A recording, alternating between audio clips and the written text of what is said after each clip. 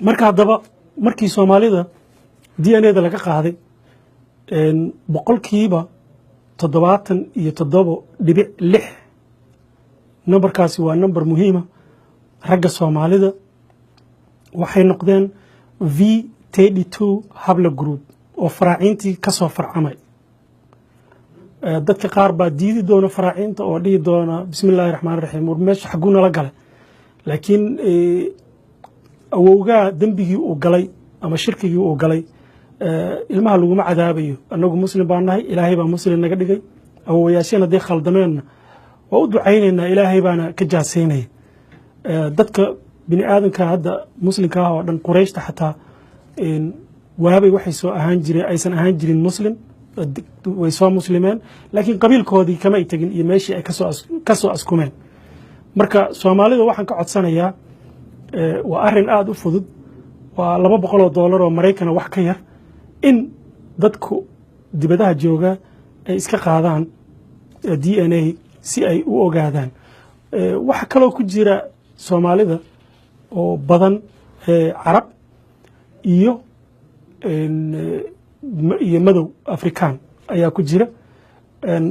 marka la fiirsho DNA-da guud oo Soomaalida guud ahaan waxa ay noqonaysaa qofka Soomaaliga intii iska qaaday markaan fiiriyay kulligood wuxuu ka kooban yahay qofku 3 qaybood buu ka kooban yahay waxyaabo kale yar yarna waa ku jiraan midabkeena iyo sidaan u egnahayna waad ka garan kartaa anigu mar baan waxaan islahaa Sri Lanka iyo Hindi iyo waxba idin ku jira oo marna la ku khaldaa waad aragteen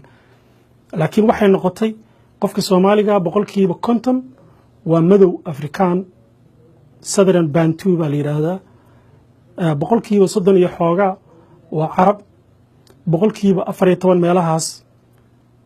waxa weeye waa faraacinta oo la yiraahdo North African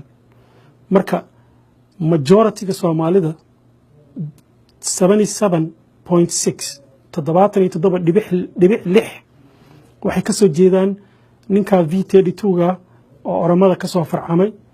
waxa jira boqolkiiba 10 kale oo Arab ah waliba Iraq u badan oo T habla group ama K ama K labadaba waa isku mid oo magacyada marba isbedela marka waa T habla group waa boqolkiiba 10 J waa nugu jiraan Arab kaleeto iyaduna yar madowga kaleetana waa nugu jiraayo madow waa nugu jiraa waad naga arkaysaa dusha korkeena marka arrinkan looma soo qaadan in cidna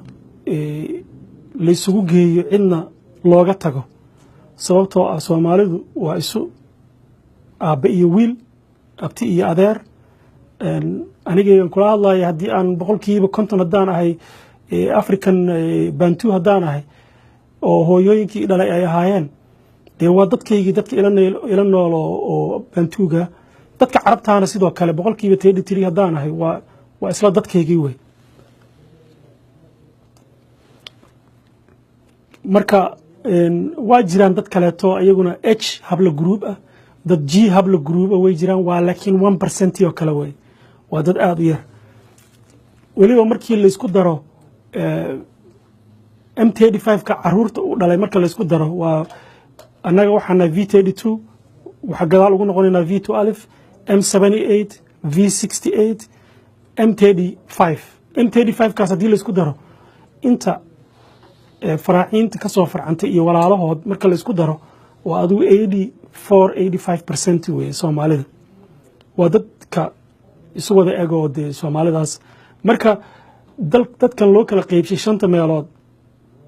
waa dad isku wada mid ah oo is wada dhalay boqolkiiba 85 ay isku meel ka soo jeedaan oo M35 ay